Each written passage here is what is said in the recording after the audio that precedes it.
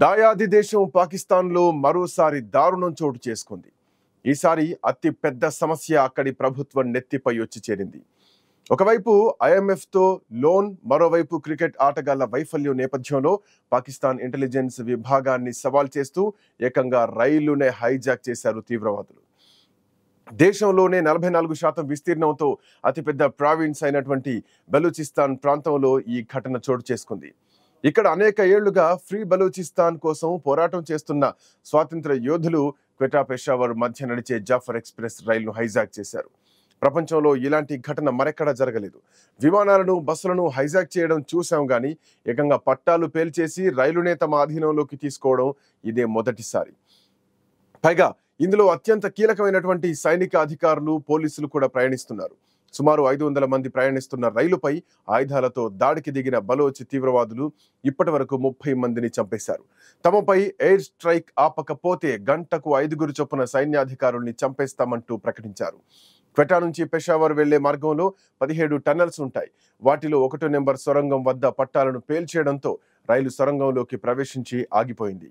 ఇక ఈ విషయంలో బలోచ్ రెబెల్స్ చాలా వ్యూహాత్మకంగా వ్యవహరించారని చెబుతున్నారు. పైగా ఆ ప్రాంతంలో ఏ రకమైన కమ్యూనికేషన్ సౌకర్యాలు పనిచేయవు. ముందుగా వందలాది మందిని బందీలుగా చేసుకున్న బిఎల్ఏ రెబెల్స్ ఆ తర్వాత 80 మందిని, వృద్ధులు, మహిళలు, పిల్లల్ని విడుదల చేశారు. అయితే అది తమ గొప్పదనమేనని పాక్ సైనిక బలగాలు ప్రచారం చేసుకుంటున్నాయి. 80 మంది బందీలను రక్షించామని, ఎదురుదాడుల్లో 13 మంది మిలిటెంట్లు హతమయ్యారని ప్రకటించింది. కానీ అప్పటికే బలోచ్లో 30 మంది భద్రతా బలగాల్ని చంపేశామని ప్రకటించుకున్నారు. నిజానికి అక్కడేం జరుగుతుందో ఎవరికీ సంపూర్ణంగా తెలిసే అవకాశమే లేదు. అక్కడ సెల్ ఫోన్ సిగ్నల్స్ అందవు. పైగా సొరంగం లోపల రైలు ఉందని అంటున్నారు. ఎవరూ విజువల్స్ కూడా విడుదల చేయడం లేదు. పాకిస్తాన్ జాతీయ ఛానల్స్ అరకొర వార్తలు హైలైట్ చేస్తున్నారు తప్ప తాజా వార్తలేవి ప్రసారం చేయడం లేదు. ఆపరేషన్ జరుగుతుండగా అది తమ నైతిక బాధ్యతగా ప్రకటించుకున్నారు. మరోవైపు ప్రభుత్వం అధికారిక ప్రకటనలు అసంపూర్ణంగా ఉంటున్నాయి. నిన్న సాయంత్రం అధికారికంగా చేసిన ప్రకటనలో బలోచ్లు జాఫర్ ఎక్స్ప్రెస్ ను హైజాక్ చేసుకుని మహిళలు, పిల్లల్ని బందీలుగా మార్చుకున్నారని చెప్పింది. అందులో 100కు పైగా సైన్యాధికారులు, పోలీసులు ఉన్నారన్న సంగతే చెప్పలేదు. మిలిటెంట్ల అదుపులో ఇంకా 182 మందికి పైగానే ఉన్నట్లు సమాచారం. పాక్ బలగాలు, మిలిటెంట్ల మధ్య నిన్న సాయంత్రం నుంచి ఇప్పటికీ కాల్పులు జరుగుతున్నాయి. ఘటనా క్రమాన్ని మరోసారి చూస్తే గనక బలూచిస్తాన్లోని క్వెటా నుంచి ఖైబర్, అట్లాగే పంక్తుఖ్వాన్లోని పెషావర్కు జాఫర్ ఎక్స్ప్రెస్ మంగళవారం ఉదయం 9 గంటలకు బయలుదేరింది. సుమారు 500 మంది ప్రయాణికులతో వెళ్తున్నటువంటి రైలుపై రిమోట్ ప్రాంతమైనటువంటి బలోన్లో 8వ నెంబర్ టన్నెల్ దగ్గర మిలిటెంట్లు కాల్పులు జరిపారు. రైలు ట్రాక్ను పేల్చేశారు. అనంతరం తమ నియంత్రణలోకి తీసుకున్నారు. ఈ ఘటనకు తామే బాధ్యులమని బలోచ్ లిబరేషన్ ఆర్మీ ప్రకటించింది. తమ వద్ద 214 మంది బందీలుగా ఉన్నట్లు మిలిటెంట్ సంస్థ తెలిపింది. 30 మంది పాక్ సైనికుల్ని చంపినట్లు కూడా చెప్పింది. తమపై ఎయిర్ స్ట్రైక్ లాంటి మిలిటరీ ఆపరేషన్ చేపడితే బందీలుగా ఉన్న వాళ్ళందరినీ చంపుతామని బెదిరించింది. బందీలను విడిచిపెట్టాలంటే బలోచ్ రాజకీయ నేరస్తులు, అదృశ్యమైన పౌరులు, కార్యకర్తల్ని రిలీజ్ చేయాలంటూ డిమాండ్ చేశారు. అందుకోసం 48 గంటల గడువు విధించారు. ఇప్పటికీ 24 గంటలు గడిచిపోయింది. ఆ తర్వాత సంగతి ఏంటన్నది సస్పెన్స్ గా మారింది. వెంటనే అప్రమత్తమైనటువంటి పాక్ ప్రభుత్వం ట్రైన్ హైజాక్ అయిన చోటుకి భద్రతా బలగాల్ని పంపించింది. రంగంలోకి దిగిన సైనికులు మిలిటెంట్లపై కాల్పులకు దిగారు. వైమానిక డ్రోన్ దాడులు చేపట్టారు. మంగళవారం రాత్రి నాటికి 80 మంది బందీలను విడిపించారు. అయితే వారిని తామే విడుదల చేశామని బలోచ్లు ప్రకటించారు. పాక్ సైన్యం చేపట్టిన దాడిని తాము తిప్పికొట్టామని మిలిటెంట్లు ప్రకటించారు. ఇంకా ఆపరేషన్ కొనసాగుతోంది. అయితే ఈ దాడి తమ పనే అని వేర్పాటువాద militant group Baloch liberation army social media ద్వారా బయట ప్రపంచానికి పరిమితంగానే సమాచారాన్ని విడుదల చేసింది. తాము బందీలుగా పట్టుకున్నది పాకిస్తాన్ సైనిక సిబ్బంది, ఇతర భద్రతా సంస్థల సభ్యులని వెల్లడించింది. బందీలుగా ఉన్న వారిలో పాకిస్తాన్ సైన్యం, పోలీసులు, anti terrorism force, inter services, intelligence నుండి యాక్టివ్ డ్యూటీ సిబ్బంది ఉన్నట్లు సమాచారం. వీరందరూ సెలవులపై పంజాబ్కు వెళ్తున్న క్రమంలో ఈ హైజాక్ జరిగింది. అయితే ఈ ఘటనపై ప్రాంతీయ ప్రభుత్వం అత్యవసర చర్యలు విధించిందని, పరిస్థితిని ఎదుర్కోవడానికి అన్ని సంస్థల్ని అలర్ట్ చేసినట్లు పాక్ ప్రభుత్వ ప్రతినిధి షాహిద్ రేండ్ తెలిపారు. సంఘటన జరిగిన ప్రదేశానికి భద్రతా దళాలు చేరుకున్నాయని రైల్వే శాఖ అధికారులు వెల్లడించారు. ఇదిలా ఉండగా ప్రభుత్వం తమపై ఏదైనా మిలిటరీ ఆపరేషన్ కు ప్రయత్నిస్తే భద్రతా దళాలు వెనక్కు తగ్గకపోతే బందీలందరినీ చంపేస్తామని మిలిటెంట్లు పదే పదే బెదిరించారు. మహిళలు, చిన్నారులను విడిచిపెట్టినట్లు బిఎల్ఏ చెబుతున్నప్పటికీ వారిని రక్షణ కవచాలుగా వాడుకుంటున్నట్లు ప్రభుత్వ వర్గాలు చెప్తున్నాయి.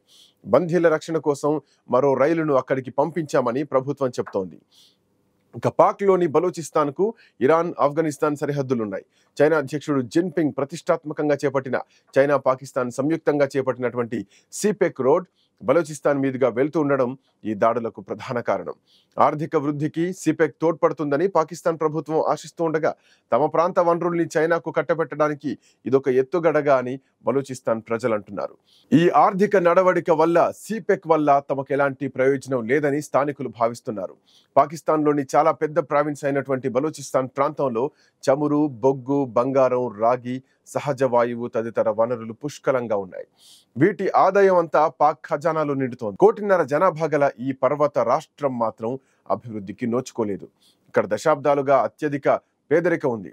1947 నాటికి ఈ ప్రాంతం పలువురు స్థానిక పాలకుల ఆధీనంలో ఉండేది. వీరిలో శక్తివంతుడైనటువంటి అహ్మద్ యూర్ ఖాన్ స్వతంత్ర బలూచ్ రాష్ట్రం కావాలని పట్టుబట్టారు. అలా చేస్తే బలూచిస్తాన్లో అప్పటి సోవియట్ యూనియన్ తిష్ట వేస్తుందని బ్రిటిషర్లు ఆందోళన చెందారు. పాకిస్తాన్ సైన్యం బలోచ్ భూభాగంలోకి ప్రవేశించి ఒత్తిడి తీసుకురావడంతో 1948 మార్చి 27న అహ్మద్ యార్ ఖాన్ విలీన పత్రంపై బలవంతంగా సంతకం చేయాల్సి వచ్చింది.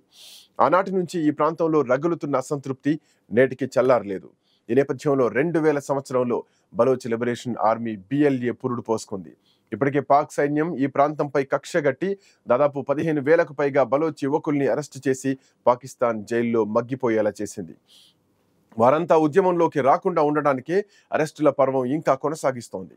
అయితే ఉద్యమకారులు మాత్రం తమ ప్రాంతంలోని సహజ వనరుల్ని కాపాడుకొని గ్రేటర్ బలూచిస్తాన్ ఏర్పాటు చేసుకోవడం అన్నదే వీరి లక్ష్యం. అయితే గత 5 ఏళ్లుగా ఈ పోరాటం తన పంథా మార్చుకొని మిలిటెన్సీ బాట పట్టింది.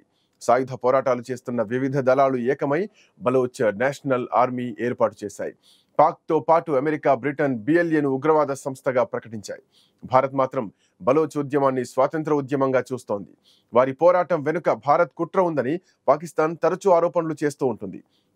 ప్రస్తుతం మాత్రం BLA సాయుధులు రైలు మార్గాన్ని పేల్చివేసి ఒక సొరంగ మార్గం ప్రవేశం వద్ద జాఫర్ ఎక్స్ప్రెస్ ట్రైన్ను నిలిపివేశారు. భద్రతా దళాలతో సహా రైల్లోని ప్రయాణికుల్ని బందీలుగా చేశారు. ట్రైన్ హైజాక్ కు అడ్డుకునేందుకు యత్నించిన సైనికుల్లో కొందరిని కాల్చి చంపినట్లు స్థానిక వార్తా సంస్థలు వెల్లడిస్తున్నాయి. తీవ్రవాదుల్ని మట్టుపెట్టి ప్రయాణికుల్ని అందరినీ రక్షిస్తామంటూ ప్రభుత్వ వర్గాలు ప్రకటించాయి.